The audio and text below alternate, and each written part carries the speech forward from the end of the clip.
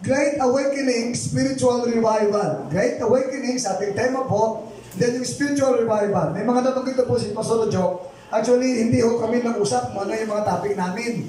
So we just let the Holy Spirit guide us kung ano yung ating itatakel. Now, meron pa akong 5 puntos dito sa Great Awakening o sa Spiritual Revival na ginagawa ng Panginoon. Now, take note po ha, sa ating pong panahon ngayon, God is raising up His church. So kayo ay kabilang. Ako kasama, yung inyong katabi kasama, tayo in the body of Christ. So generally speaking, worldwide hope yung paghahanda na ginagawa ng Lord sa mga Christian churches.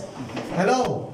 Okay, bakit po? Kasi nire-ready niya sa kanyang second coming. Bago siya dumating, dapat malinis na yung church, ready na yung sundalo. Kaya nga sinasabi, in-emphasize ni Pastor Joe kanina, na tayo ay lumago sa Panginoon. Hindi lang tayo manatiling baby kay Lord, hindi po. Kung hindi maging young men at saka maging fathers and mothers in the faith. Hello?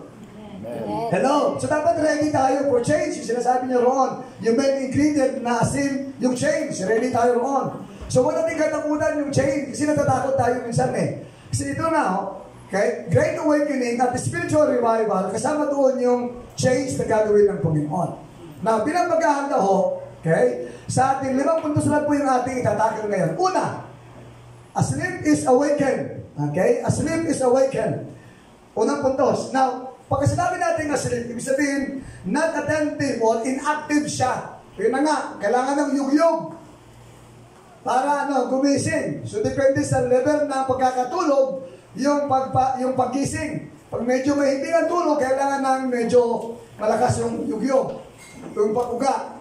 Pag medyo light lang, hindi masyado. Kasi pitik lang, gising na.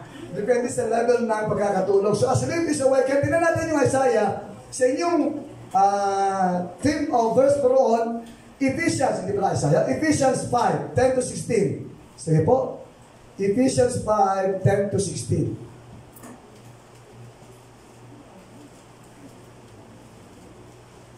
Kung gaano po kahinaw ng aking may bahay, ako pa ay medyo mables na konti.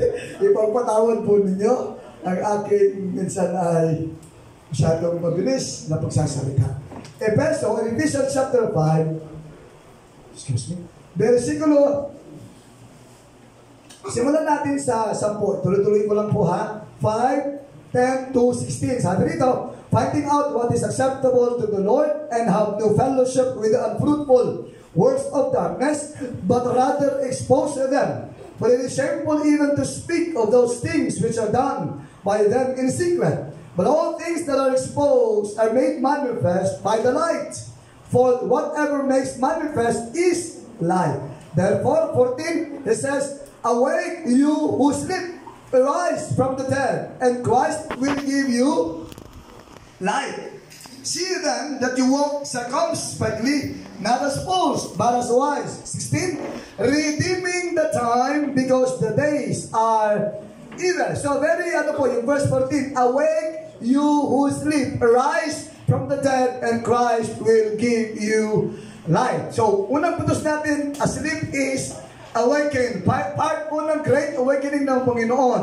Ito yung state of sleep. Saan tayo aspeto or area ng buhay natin? Hindi ko alam yung lalim ng ating pagiging asleep. Sa ating bang relasyon sa Panginoon? Sa ating bang commitment sa pagtulong sa kingdom ng God? Sa ating bang commitment sa pag-support sa mga lingkod ng Panginoon at kamanggagawa natin sa Panginoon, sa kanyang iglesia? Sa ating bang pagdalo sa mga pagtitipon? Saan aspeto? So we need to awake, we need to arise. Okay? Sa mga area na yun. Kasi nga, kumikilos na ang Panginoon. Sabi nga po ni Pastor Joe, it's no time for going back or drawing back sa ating paglilingkod kay Lord. It's time to move forward. Isaiah 52, 1 and 2. Sabi po rito, 52, 1 and 2. Sabi po niya, sa Bible po, awake, awake, put on your strength, O Zion, put on beautiful garments, your beautiful garments, O Jerusalem, the holy city. For the uncircumcised and the unclean shall no longer come to you. Verse 2. Shake yourself from the dust. Arise, sit down, O Jerusalem, loose yourself from the bonds of your neck, O captive daughter of Zion. Ang ganda ho ng ating inawit kanina, yung ating ano na nga yung title na? Yung come up higher. Sabi doon, yung ano mo yun, yung ashes. We need to shake it off. Sabi nga, pagpag na tayo sa upuan natin. Ganon. Kasi may mga bagay minsan na kailangan ipagpag, i-shake it off. Yung mga bagay na pwedeng maglang sa atin, mag-cause sa atin na tumigil, maging dahilan sa atin na tayo ay huminto sa paglilingkod sa Panginoon. Hello, sabi mo sa katabi mo, kaliwa at kanan, hindi ikaw yon. Hindi ikaw yon. Hindi ikaw. Hello, kaya nga yung Isaiah, arise, shine, for your light has come, and the glory of the Lord is risen upon you. Kahit na may darkness and deep darkness will come to the earth, the whole earth, kailangan tayong bumangon sa glory ng Panginoon, sa presensya ng Panginoon, sa kalakasan ng Lord, because, okay, our call or mandate is to move forward. Why? Kasi sundalo tayo ng Panginoon. Sabi nga, meron tayong kasabihan, kapag sundalo ng Panginoon, o sundalo in the natural, nasusugatan, anong nangyari sa kanila? Lalo silang tumatapang. Pagka narinig natin yung testimony ng mga sundalo natin sa buong ng Pilipinas, kahit na nasa ospital, putol na yung braso, putol na yung paa. Ini-interview sila ng mga social media. Sabi nila, babalik ko ba kayo sa laban? Sabi niya, opo. Pagkalabas ko po ng hospital, babalik ako sa laban. Ganun sila ka-determinado. Alubaban sa laban. Okay? Wala sa kanila yung pagsuko. Wala sa kanila vocabulary yung pagsuko. Sa laban. Hanggat kaya nila, hanggat may buhay, lalaban sila. Yun ang gustong determinasyon na naisin ng Panginoon sa kanyang binubuong kasundaluhan sa kanyang iglesia sa mga huling araw na ito. In preparation sa kanyang ikalawang pagbabalik. Hello? Hello? So arise and shine. Asleep is awakened. Okay? Ginigising tayo ng Panginoon, ginigising ng Holy Spirit ang kanyang iglesia. Ginigising tayo individually sa ating commitment, sa ating relasyon, sa ating pananampalataya. Where have we faith God? Saan aspeto natin kailangan ng pagising? Okay? Yung state of sleep na yan, nasaan aspeto ng ating buhay? Spiritually speaking, we need to awaken that part. And Lord, dito po sa area na ito, medyo natutulog ako dito. Nasa state of sleep yung aking bahagi ng buhay na ito. Lord, I pray, i-awaken mo ako, Panginoon, sa bagay nito. Halimbawa, commitment mo. Halimbawa, sa iyo, yun na nga, sinasabi ko po kanina, yung support mo sa kingdom ng Panginoon, sa mga manggagawa ng Lord. Awaken. Let the Holy Spirit awaken us. Okay, as we, okay, praying and be part of this great awakening na ginagawa at gagawin at ginagawa ng Panginoon sa ating panahon. Pangalawa, stagnant is moving. Stagnant is moving. Sa Great Awakening, Spiritual Revival, talagang hindi pwede yung hindi ka, okay, mag-go with the flow. Pagka kumikilos ang Panginoon, walang pwedeng maiiwan. Hello po. So, journey of Israel, pag nag-move yung cloud of fire by day, o pillar of cloud by day, at saka yung pillar of cloud fire by night, kailangan mag-move sila lahat. Kaya po yung suot nila, hindi ko po alam, Pastora, ano pong tawag sa inyo yung sa amin ay malong, yung pong parang sa buside, yung sinusuot na gano'n. Malong. Malong din, okay. Malong po, parang gano'n yung kanilang suot. Kasi po pwedeng hating gabi, tutunog ang trumpeta, merong sound yun, ibig sabihin, alis tayo, move tayo. Ibig sabihin, sabi nila mo ni Joshua, yung ulap ay umurong. Kailangan nilang umalis. Kahit na may natutulog, may nanganganak, may ano pa, may nasusugatan, may sakit. Kailangan mag-move. Why? Because the pillar of cloud by day and the pillar of fire by night is moving. Stagnant should be moving. Stagnant areas ng buhay natin should be moved by the work workings of the mighty Holy Spirit sa ating mga buhay. Pag sinabi natin, study natin, ibig sabihin, walang activity. Showing no activity, ibig sabihin yun. Ano pa? Dull. Kaya walang current na flow. Okay? Pagka ganun po, hindi po ba? Sa mga estero, sa Manila, marami. Kaya bumabaha yung Manila kasi barado yung drainage. Okay? Anong nangyayari pag stagnan? Ano ba kasi ninyo? Mabaho. Yun ang konsekwensya ng pagiging stagnan. May amoy. See? Kasi po, wala ng flow. Wala ng freshness that flows with the flow. Wala na. Anong area sa buhay natin na medyo nangangamoy na? Ibig sabihin, stagnant na. So, nasaan yung great awakening? Sa area na yan. Dapat isuko natin, Lord, stagnant ako sa bagay dito. Sa aking worship, Lord, wala na akong ganang tumaas na aking kamay.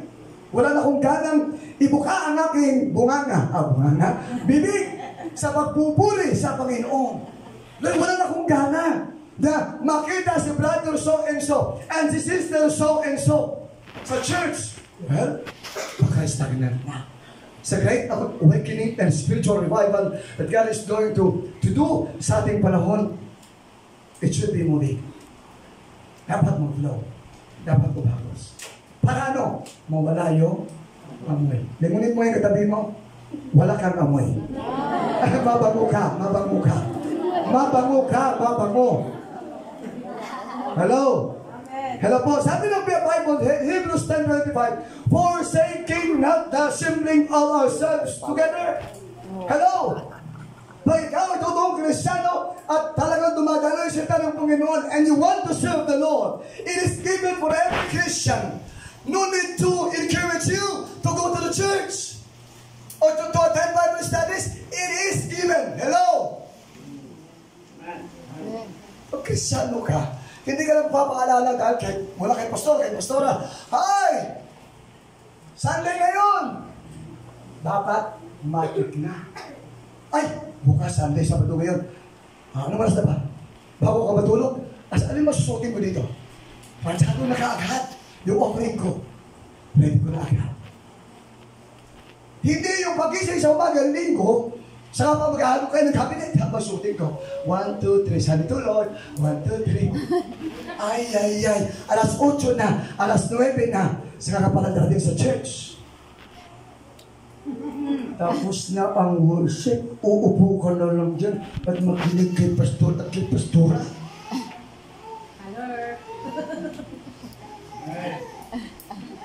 Ay, hindi na talaga po pabalikin ni Pastor Angel Batida. Forsaking that it is given. Second thing, darating ka lang tayo, given na din po sa Kristiyano, when you worship the Lord, meron kang offering. Now, depende yun. Siyempre, i-balance natin. Kung ang inyong swerduhan ay 15th and 30th, depende yun. So, every 2 weeks, meron kang offering dapat. God knows naman. We can't, parang kami ninyo si Pastor Dung naman, weekly talaga. Paano yung work ko? 50th ng month at saka 30th ng month? Paano yung isang week na wala akong ibibigay? Okay naman yan. Naiintindihan naman, Lord. Minsan naman, katapusan, 30th lang. Ang inyong increase, sabi ng Bible, out of your increase, shall you give. Ay, nag-harvest siya ngayon. Pastora, ba? Nag-harvest siya ngayon, 3 months yung iyong harvest. Okay lang, after ng 3 months at nakapagbenta ka, puro ka magbibigay. Nawaparin mo. Wala akong ibibigay. Hindi mo na ako mag-church. Baka na si Pastora Melba, si Pastor Salva, si Pastor Rano. So, ilan ka lang yung pangalan. Okay? Christine, Pastora Christine, hindi ba na ako mag-church? Wala akong offering eh. Sabi ko si Pastor Dong, nung convention, dapat daw may offering na dala. Eh, wala akong offering kasi 3 months yung strawberry. 3 months ko ba? 3 months, sakto din. 3 months yung strawberry. Saka mag-harvest, saka ako ma-increase. Walang problema yun. Eh, after 3 months ka, dahil doon kami increase, saka mag-support, saka magbigay. Alangan pa naman si Lord, pipilitin ka magbigay, wala ka nang ibibigay eh. At least nandyan ka. Yung buhay mo. Yung panahon mo. Yung oras mo. yung bonding mo, yung fellowshipping together mo with your co-members, with your co-believers sa church. Hello?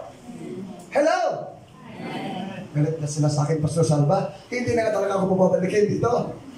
Okay? Deuteronomy 1:6-8. Tingnan natin po. Okay, stagnant should be, yung stagnant areas ng buhay natin should be moving. Deuteronomy 1. Ito pong Bible na English ay hindi ko masyadong nabubuksan. Kaya yung pages niya, dikit-dikit. Kaya nahirapan ako mag-open. Yung ako po ay sa Tagalog bubukas na aking Bible. Deuteronomy 1. Na. Dili tayo po ng konti. Sorry po. Deuteronomy chapter 1. Okay. Verse says 6-8. Sabi po rito, I'll read. Okay, sabi rito, the Lord our God spoke to us in Horeb, saying, you have dwelt long enough on this mountain. You have dwelt long enough. Ibig sabihin, naging stagnant sila. On this mountain, sabi ng Lord, verse 6, okay, turn and take your journey. Verse 7, turn and take your journey and go to the mountains of the Amorites, to all the neighboring places, in the plain, in the mountains, and in the lowland, in the south, and on the sea coast, to the land of the Canaanites, and to Lebanon, as far as the great river, the river Euphrates. Ang sabi ng Lord, hoy, masyado nang matagal yang wala kang ginagawa, inactive sa bagay na yan. Hoy, umagos ka na, nangangamoy ka na. Oh. Masyado nang matagal na hindi tayo nakakapag-pray. Masyado nang matagal na hindi tayo nakakapagpasa ng Word of God. Masyado nang matagal na hindi tayo nakakapag-fellowship sa ating kapwa mananampalataya. These things are just basic foundation na lang po ang aking binabanggit dito. Hello po. Mahal niyo pa ba ako? Pababalikin niyo pa ba ako dito? Okay. Salamat naman po sa biyaya po ng Panginoon. So turn, take, go! Huwag na mag-stay dyan. Go, move! Sabi niyo, sir, yes sir! Ready, always, move! Joel chapter 2, 25-27. Sabi po rito,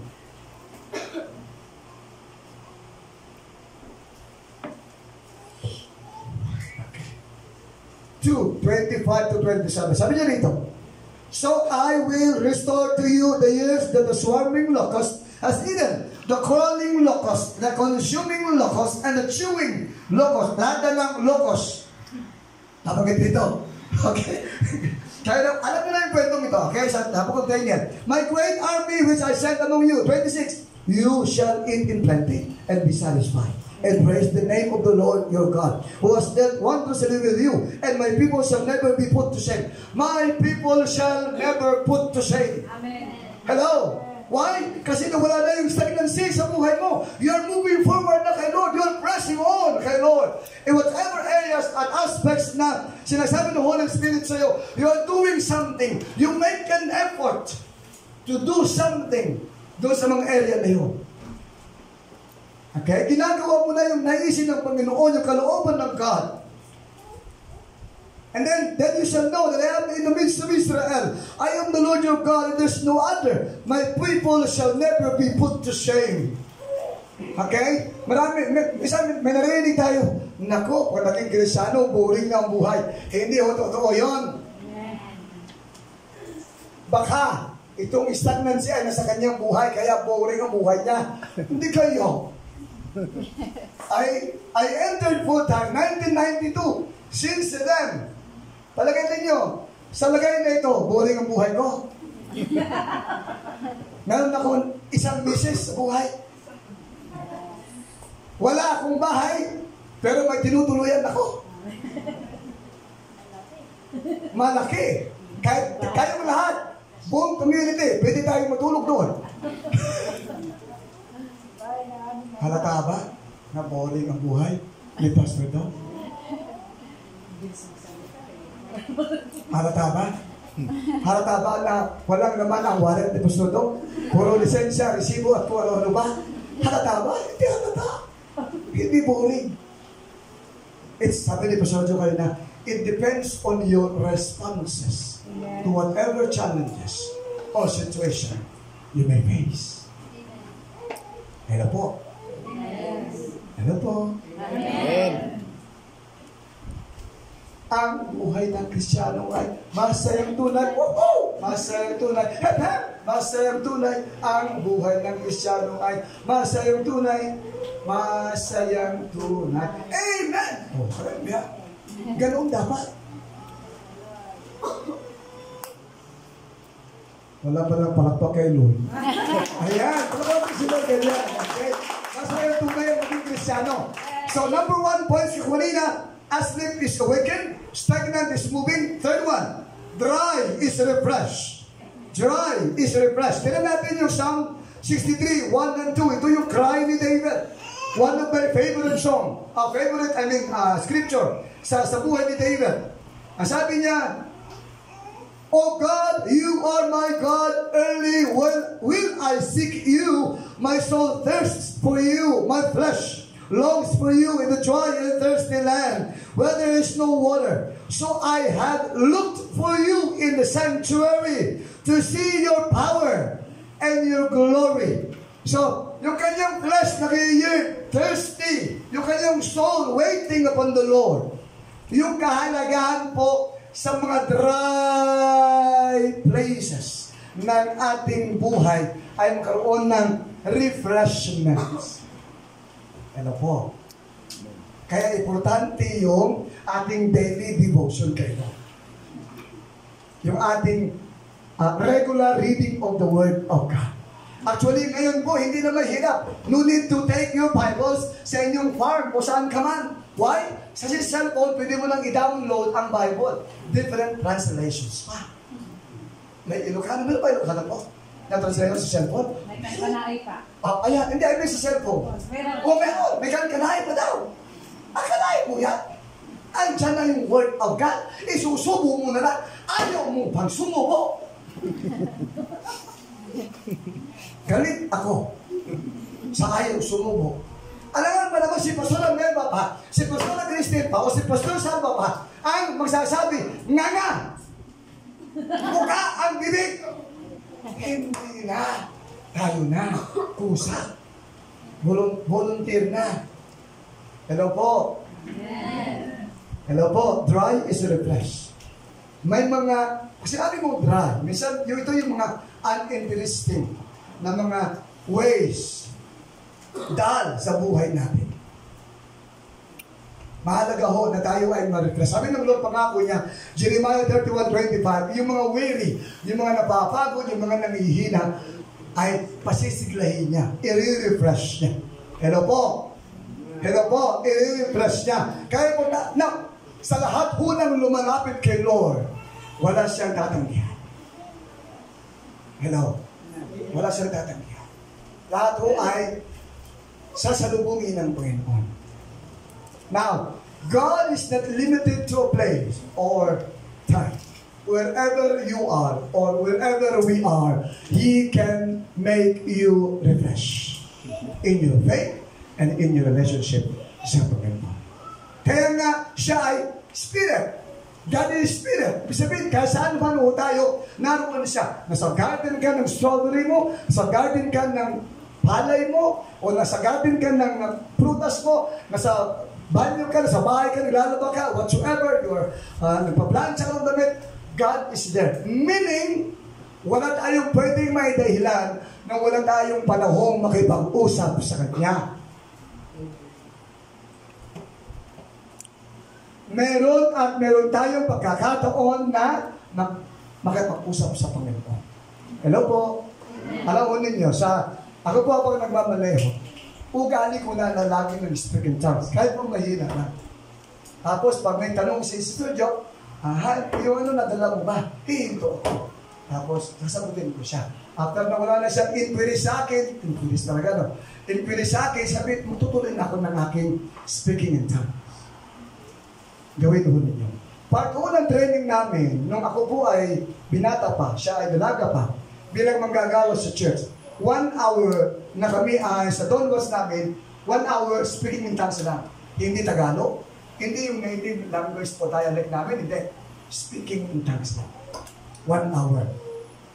At umiikot yung aming senior pastor para pakinggan kami, baka Tagalog kami at baka English. Dapat walang halo ang aming tongues. Puro, rabashiki, binubunos. Isa matakas, maligdada, nasa kalabalon, tinibiya kata kalabalon, tinibiyan. Tuloy-tuloy yun, 1 hour. Bakit niya ginagawa yun? Well, ano ang isang purpose ng speaking in tongues? To strengthen or edify ourselves, our inner man. May mga pagkakataon po na kayo po, mga tatay, mahal kong tatay, saludo po ako sa inyong kasipagan sa inyong ginagawa. Mga nanay, ganoon din po. May mga pagkakataon po na ang hirap natin gumising sa umaga. Pagod tayo. Alam niyo po yung ministry ng Holy Spirit?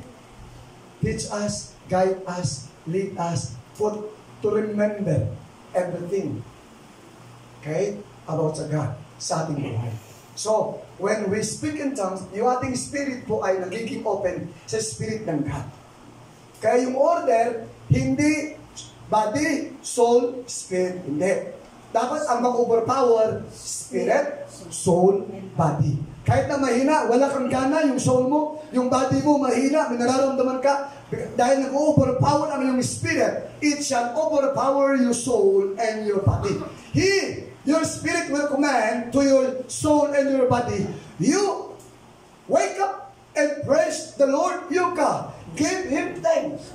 Susunod yung soul and body. Why? Kasi nauna yung spirit. Yan yung wholehearted worship at sinasabi. Hindi yung body, soul, spirit. No.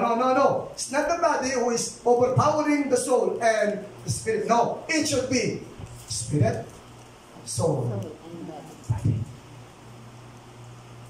Kaya po, subukan ninyo bukas pag-isip ninyo. Napagod ako ng convention.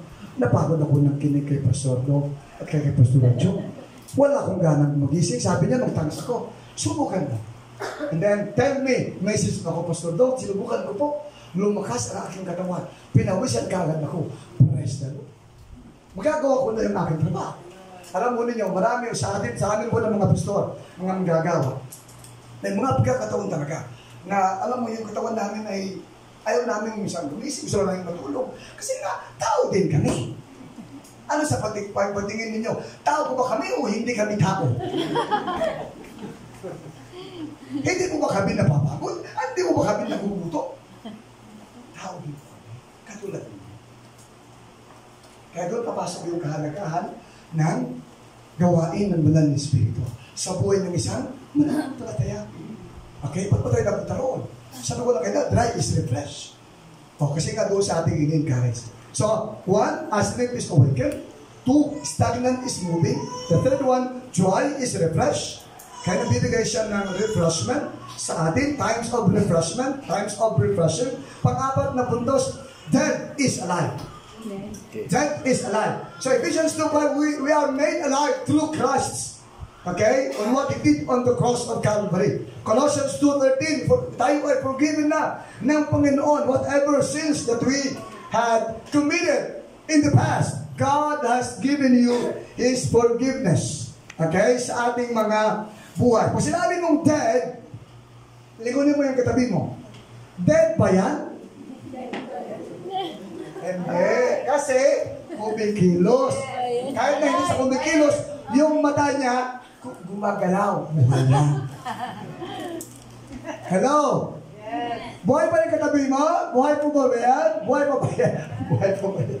Dead is alive. So, kung sinabi mong dead, lack of activity, wala nang ginagawa.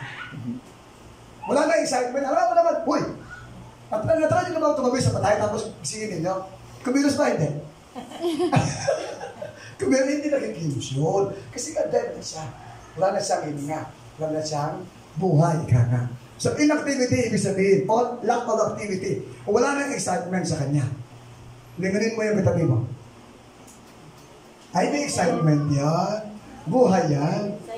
Oo. Buhay yan. Oh, buhay yan. Tignan natin, basahin natin yung 2 Corinthians, Romans 8 po muna. Romans 8, 6 at saka 10. Romans 8, 6 to 10. 6 at saka jump off tayo sa verse 10. Okay? 8, 6 muna. For to be carnally minded is death, but to be spiritually minded is life and peace. Verse 10, jump off tayo. And if Christ is in you, the body is dead because of sin, but the spirit is life because of righteousness. Okay? So, ibig sabihin, pagka meron kang Kristo, buhay na buhay ang espiritu mo. Yun ang nag-overpower sa iyong soul at sa iyong body. Okay? Kahit na ang body at soul mo nagsasabi, wala akong gana, ayaw ko na, pero dahil hindi sila yung overpowering sa iyong katawan, sa iyong sarili, sa iyong buhay, it's your spirit. Sunod sila sa spirit mo. Importante na pinagalakas natin yung ating inner man. Ano po? Yes. Ano po? Amen. Sabi ni Pastor at ni Pastor, yung classmate mo, bahaginan mo. Ay, nakita ko yung Adamic nature mo. Tigas ka ng ulo nun. Hindi ka makikinig sa akin minsan yun. Hindi makikinig yun. Inunahan mo na. Sabi ng Spirit mo, try mo na. Try mo na. Malay mo, mabukas siya ng puso sa sharing mo na ito. Di po ba? We cannot set a limitation before the Lord on what God and through the Holy Spirit is working in us and through us sa ating mga buhay. Ikalawang Korinto, 2 Corinthians 3 verse 6. Ito po maganda dito. Tignan natin ha. 2 Corinthians 3 verse 6. Who also made us sufficient as ministers of the new covenant, not of the letter, but of the Spirit. For the letter kills, but the Spirit gives life. Kalahin mo, ang Espiritu ng Panginoon, ang Espiritu ni Kristo ay nagbibigay ng buhay sa atin, nagpapasigla. Kaya meron tayong spirit of joy in our worship. Meron tayong kagalakan na itaas ang ating mga kamay. Ibuka yung ating mga bunganga talaga, bibig sa pagpupuri sa Panginoon. Hello po. Hello. Okay? Alam mo ninyo? Saan ba yun? Ayun. Meron nung isang pastor, namasyal siya sa Culion, Palawan. Ang Culion, Palawan po, meron sila roong leper colony. Leper colony. So, ibig sabihin, ano po yung ketong sa Ilocano? Kutel. Yung mga tao roon, may mga kutel. Ibig sabihin, yung may ketong, masakit. So, ibig sabihin po ng ketong, walang tenga. Nakuupos. Wala yung daliri. Magtaas ng kamay, dalawa na lang nakataas. Minsan po, kalbo na. Gano'n na lang yung kamay. Wala nang daliri. Unting-unting nauupos yung daliri kasi po yung kutel. Kutel. Bahala na kayo dyan, ha? Sige, basta yung may ketong. Alam ko ninyo, nung worship time, first time na pumunta sa leper colony itong pastor na ito. Nung nag-worship sila, nasa bandang likuran siya, nagsibak taasan ng kamay yung mga nag-worship. Siyempre, awit buburi. Nung nakita niya yung mga kamay, walang kompleto. Nadaliri. Meron doon, isa na lang ang nakataas. Isa na lang, isang daliri na lang. Meron doon, ito lang. Yung ilang laki. Meron doon, kalbo na, dalawa. Bakit? Sabi ng Holy Spirit sa kanya.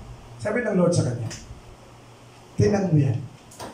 Itong mga may kitong na ito, liban sa kanilang nararanasan sa area na ito ng leper colony, they still have time to worship Him. They still give their lives to raise even their hands na incomplete. Ikaw na kumpleto, tatamad-tamad ka pang magtaas ng kamay mo. Umiyak siya sa Panginoon. Since then, naging parang principle na sa kanyang buhay, Lord, ang mangyari, tataas ako ng kamay. Na-encourage siya sa kanyang nakita. Meron pa po doon. Ito wala na. Buo yung kanyang braso. Buo yan. Ito kalahati na lang. Kasi kinain na ng ketong. Pero hindi na mapigil na sumamba at itaas ang kanilang mga braso kahit wala nang daliri sa Panginoon, sa pagpupuri at pagpapasalamat sa Kanya. Na sila ay kahit na ganoong kapansanan, buhay na naglilingkod sa Panginoon. Umiyak yung pastor talaga, kahit na hindi. Sabi na, Lord, itutulong ko ito sa aking kongregasyon at saan ang lugar na ako'y dadalhin mo. Pati nga ako, nababasa at nakikinig na ng testimony niya eh. Umiyak na ako. Lord, salamat Lord, kumpleto pa daliri ko. Tapos, magdadahilan pa ako na, tinatabad ako magtaas ng kamay. Nakakaya naman sa akin. Nakakaya naman sa kanila. Na mga incomplete nga yung kanilang mga daliri, wala na silang braso, and yet, they are lifting their arms before the Lord in worship, in thanksgiving. Okay? So, dapat po mag-ibabaw yung gawain ng Holy Spirit sa atin. Para ma-overpower niya yung ating soul at yung body na nagsasabi, tumigil ka, hindi mo kaya yan. Huwag mong gawin yan kasi nga yung Adamic nature natin. Alam po ninyo, kahit na ikaw ay born again na, tayo ay born again na, merong two natures na naglalaban. Laban, okay? Sa atin. Nature ni Kristo at nature ni Adan. Yung Adamic natin. So pagising natin, saan sundin mo? Sabi ng Holy Spirit, mag-pray ka na at magbasa ng Word of God. Sabi ng Adamic mo, sandali lang, napuyat ako kagabi, ang haba ng turo ni Pusudo. So decision mo ngayon ang aantayin ng Panginoon. Ano pipiliin mo? Will you allow the nature of Christ to arise? Or will you let your Adamic nature rule and reign? Rule and reign talaga. Sa particular time na yun o situation. Kaya pipili. Kaya nga po, okay? May mga pagkakataon sa buhay natin, kaya tayo Kristiyano na nanangibabaw yung Adamic nature. Instead of the nature of Christ. Why? Kasi nga may two natures struggling within us. Pero, kung lagi natin maintain yung ating determination, yung ating disiplina, na pangibabawan tayo ng banal na Espiritu, at kung tayo bautismado na ng Holy Spirit, sa ating kaluluwa at katawan, walang puwang ang Adamic nature. Ibig sabihin, nasusuppress siya sa ating at nagro-rule and reign palagi ang gawain ang nature ni Kristo sa ating buhay. Yes, mayroong temptation or temptation plus S, temptations, mayroong challenges, mayroong testings, trials along the way, but still because you choose to have that nature of Christ rule and reign over your soul and your body. May grace si Lord ay bibigay sa iyo. In spite of those temptations, in spite of those trials, in spite of those challenges na meron tayo. Ano po? Kaya nga doon sa ating pagpipili, nakasalalay. So death is being made alive. Yung mga patay o mga lack of activity sa ating buhay, walang excitement, walang joy. But we need to allow the workings of the Holy Spirit. Ito nga po yung kahalagahan ngayon na bilang mananampalataya, kung kilala mo ng Panginoon, water baptized ka na, you need to desire the move or the baptism of the Holy Ghost.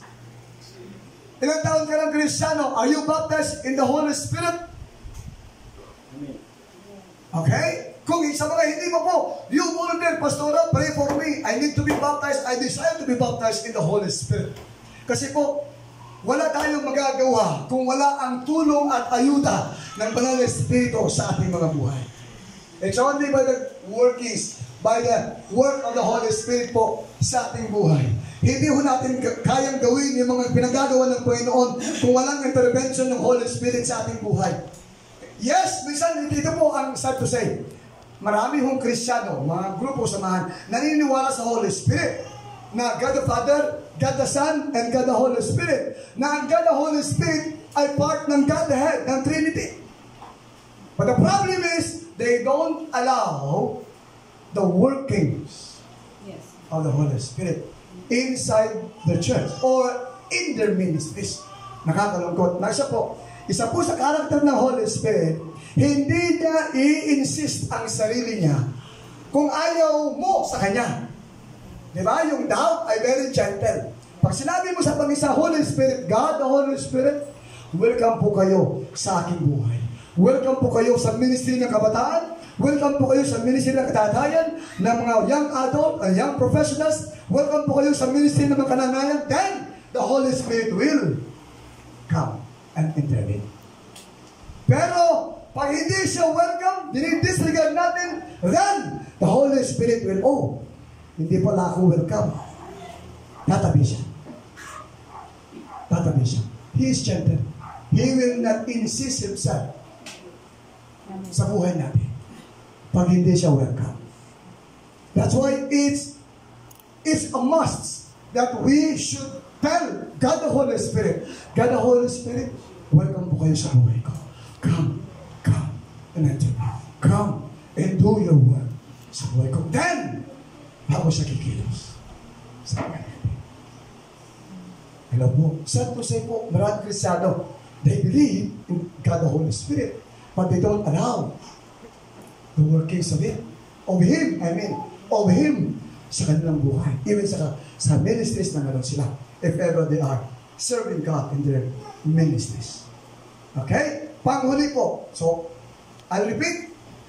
Yung mga points natin, asleep is awakened, stagnant is moving, dry is refreshed, dead is alive, and then the last one, hidden is revealed. Pag hidden, siyempre, alam natin yun. Sekreto, concealed, whatsoever. So, sabi po ng Bible, Luke 8:17, nothing is secret. Very clear po yan. Nasabi ng Panginoon, Jeremiah 33 verse 3, okay? Call unto me, and I will show thee great and mighty things which you don't know. So, very, very clear po yun. So, alam po ninyo, kung wala po yung tulong ng banal na Espiritu sa ating buhay, meron po alamin yung mga sekreto ng Panginoon. Remember po yung relasyon ni Abraham at saka ng Panginoon. Abraham was a friend of God. And as a friend, he was telling Abraham ng mga sekreto niya, ng mga plano niya. Why try befriend God? And He will tell you His secrets. Okay? Yung mga sekreto ng Panginoon, yung mga plano niya, yung mga desires niya sa buhay natin. So, all will be revealed. Luke 12, 2 and 3. Okay? All will be known. Wala pong pwedeng itago. Wala pong pwedeng itago sa Panginoon. God reveals any deep or any secret things. Sa Daniel po, yung dream ng hari, o ni Nebuchadnezzar ba yun? O tama, Nebuchadnezzar. Daniel 2:22, nireveal ng Panginoon through Daniel. Tingnan natin yung Proverbs 25 verse 2. Proverbs 25 verse 2.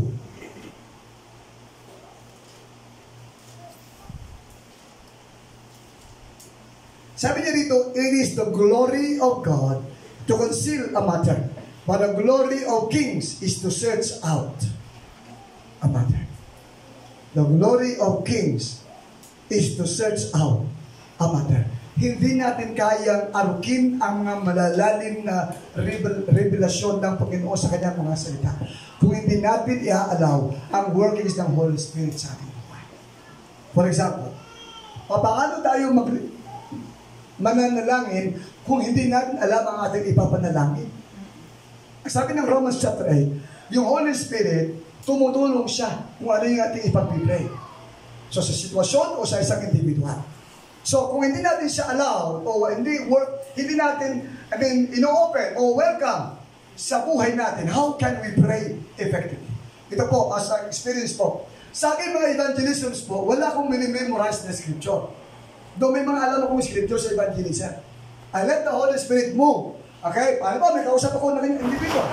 Napadaan lang ako. Kaya sa terminal o saan man sa mga stations o kung saan man along the way. Nakausap ko lang. So, kakausapin ko, kumusta po? Kumusta po kayo? Saan po yung nag-work? Kumusta po yung family niya?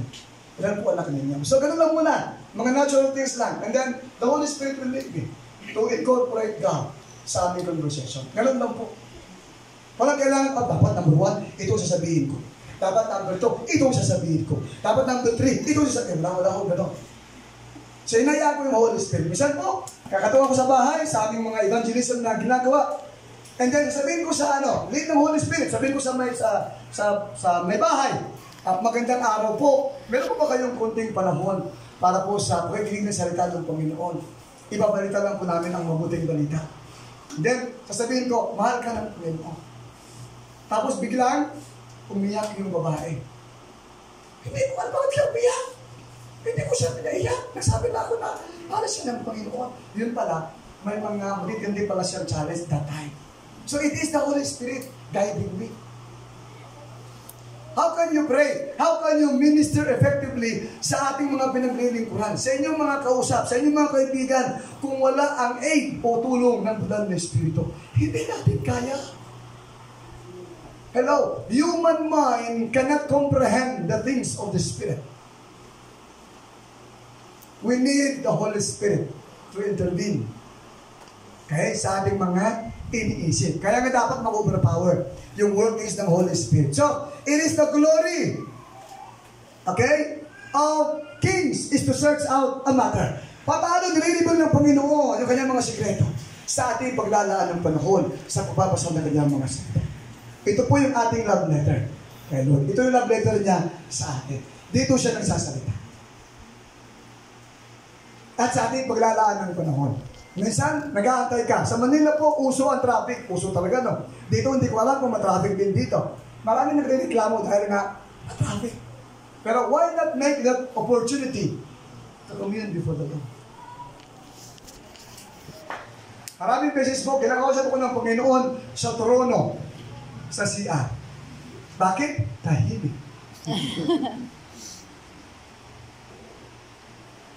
Doon niya ako kinakausap.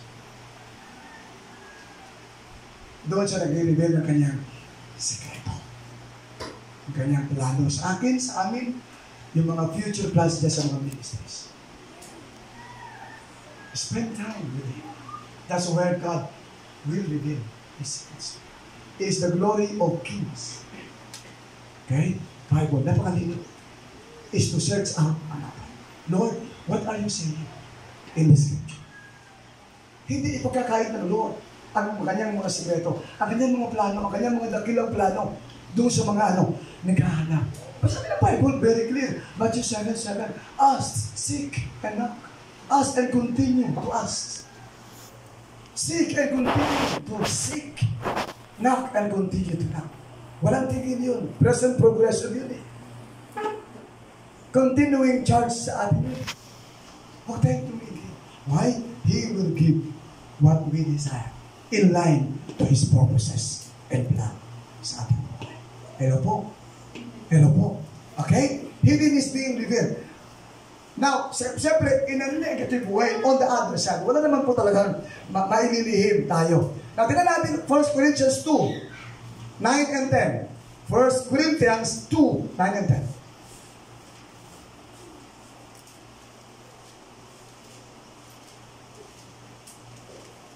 Malapit na po tayo. Malapit na. Pero hindi pa. Okay, sige. 2, 9 and 10. Sabi niya dito, but as it is written, eye has not seen, no ear heard, nor have entered into the heart of man, the things which God has prepared for those who loved Him. But God has revealed them to us through His Spirit. Oh. But God has revealed them to us through His Spirit. Paano na lang kung hindi welcome ang Holy Spirit? Oh, paano i-reveal ng God the Father sa atin without the intervention of God, the Holy Spirit, the third person in the Trinity? How come? How would we know? Hindi natin malalaman.